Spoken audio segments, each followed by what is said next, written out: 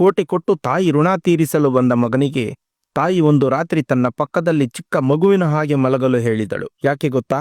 ಸುರೇಶ್ ಎಂಬ ಹುಡುಗ ತುಂಬಾ ಕಷ್ಟಪಟ್ಟು ಚಿಕ್ಕ ವಯಸ್ಸಿನಲ್ಲೇ ಒಂದು ಬಿಸ್ನೆಸ್ ಪ್ರಾರಂಭಿಸಿ ಆ ಬಿಸ್ನೆಸ್ ಯಶಸ್ವಿಯಾದ್ದರಿಂದ ಕೋಟಿಗಟ್ಟಲೆ ಹಣ ಸಂಪಾದಿಸಿದನು. ಆ ಹಣದಿಂದ ತನ್ನ ಹೆತ್ತ ತಾಯಿಯ ಋಣ ತೀರಿಸಬೇಕು ಅಂತ ಹೇಳಿ 1 ಕೋಟಿ ರೂಪಾಯಿ ಹಣ, ಸಾಕಷ್ಟು ಚಿನ್ನದ ಒಡವೆಗಳು, ರೇಷ್ಮೆ ಸೀರೆಗಳು, ಹೀಗೆ ಎಲ್ಲವನ್ನೂ ತಂದು, ತಗೋ ಅಮ್ಮ, ನಿನಗೆ ಬೇಕಾದ ಎಲ್ಲವನ್ನೂ ತಂದಿದ್ದೇನೆ, ನೀನು ಇವುಗಳನ್ನು ತೆಗೆದುಕೊಂಡರೆ ನಾನು ನಿನ್ನ ಋಣ ತೀರಿಸಿಕೊಂಡವನಾಗುತ್ತೇನೆ ಎಂದು ಹೇಳಿದನು. ಅದಕ್ಕೆ ಅವರಮ್ಮ ಸಣ್ಣ ನಗು ನಕ್ಕು, ನನಗೆ ಇದೆಲ್ಲ ಬೇಡಪ್ಪ ಅಂತ ಹೇಳಿ ಅಲ್ಲಿಂದ ಹೊರಟು ಹೋದಳು. ಆದರೂ ಮಗ ತಾಯಿಯ ಮಾತು ಕೇಳದೆ ಪ್ರತಿದಿನ ಅದೇ ಮಾತಿನಿಂದ ಹಠ ಮಾಡುತ್ತಿದ್ದನು. ಕೊನೆಗೆ ಅವನ ಹಠವನ್ನು ನೋಡಲಾಗದೆ ಆ ತಾಯಿ ಒಂದು ವಿಚಿತ್ರವಾದ ಷರತ್ತು ವಿಧಿಸಿದಳು. ಸರಿ ಮಗನೇ, ನೀನು ನನ್ನ ಋಣ ತೀರಿಸಿಕೊಳ್ಳಬೇಕು ಎಂದು ತುಂಬಾ ಹಠದಿಂದ ಇದ್ದೀಯಾ, ಹಾಗಾಗಿ ನಾನು ಕೇಳಿದ್ದನ್ನು ಮಾಡು. ಇಂದು ನಿಮ್ಮಪ್ಪ ಊರಲ್ಲಿ ಇರುವುದಿಲ್ಲ ಅಲ್ವಾ?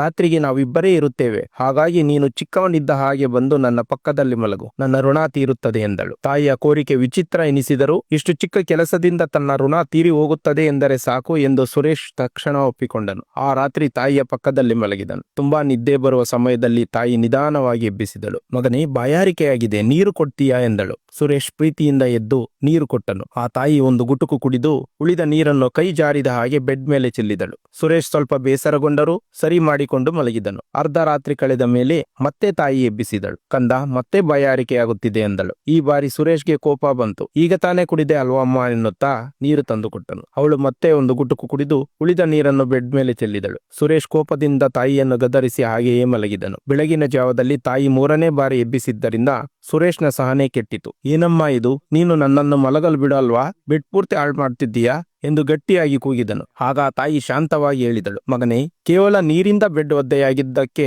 ಒಂದು ರಾತ್ರಿ ನಿದ್ದೆ ಇಲ್ಲದಿದ್ದಕ್ಕೆ ನೀನು ಇಷ್ಟೊಂದು ಕೂಗಾಡುತ್ತಿದ್ದೀಯಾ? ಆದರೆ ನೀನು ಚಿಕ್ಕ ಮಗುವಾಗಿದ್ದಾಗ ಪ್ರತಿದಿನ ಮೂತ್ರದಿಂದ ಬೆಡ್ ಪೂರ್ತಿ ಒದ್ದೆ ಮಾಡುತ್ತಿದ್ದೆ. ನಾನು ಯಾವತ್ತೂ ಕೂಡ ಬೇಸರ ಪಡಲಿಲ್ಲ. ನೀನು ಒದ್ದೆ ಮಾಡಿದ ಜಾಗದಲ್ಲಿ ನಾನು ಮಲಗಿ ನಿನ್ನನ್ನು ಒಣಗಿದ ಜಾಗದಲ್ಲಿ ಮಲಗಿಸಿ ಲಾಲಿ ಹಾಡುತ್ತಿದ್ದೆ. ಹಾಗೆ ಹಲವು ವರ್ಷಗಳು ಮಾಡಿದೆ. ಆ ಪ್ರೀತಿಯನ್ನು, ಆ ತ್ಯಾಗವನ್ನು ಈ ಹಣದಿಂದ, ಒಡವೆಗಳಿಂದ ಹೇಗೆ ತೀರಿಸುತ್ತೀಯಾ ಮಗನೇ ಎಂದಳು.